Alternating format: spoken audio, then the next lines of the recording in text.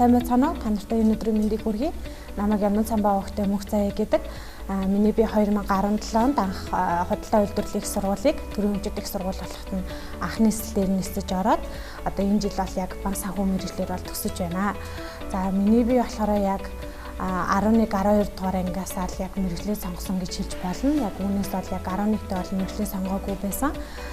Тэгэхэд бол яг анх мэргэжилтэйгээ холбоо ярих юм бол яг банкнд ороод яг тэлрүүдийн тийм дөрөв товц зэрэг хараад бол үнэхээр гой санагдаад яг банкны мэргэжлийг үнэхээр сонгоё гэж бодоод орсон байгаа.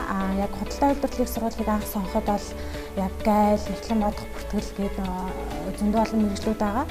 Гэхэд гайлыг яг анх сонгоё гэж бодоход яг банкны мэргэжлийн тусдаа хичээл яг заадгүй болов гэж бодоход бол яг банкны тусдаа мэргэжлийг олгодог бол хөтөлбөр байсан.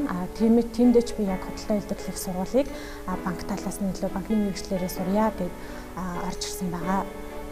За тэгээд төгсөгчдөө хандаж эхлэхэд яг төсөктөө мэргэжлээ зөв сонгоод өөрөө яг юу хийж чадахын, өөрөө яг юундаа сонирхолтой илүү сонирхолтой хийж чадахын гэдэг асуултаа өөртөө тавиад тэгээд мэргэжлээ сонгож суралцаарай. Мөн 10 жилээ төгсөөд гарааны бизнесээ эрхлэхийг хүсэж байгаа. Тэгсэн ч гэсэн хажуугаар нь сурмаар байгаа оюутан дүүнерт манай сургуулийн үүдэн хаалга өргөжлөлтэй байгаа шүү.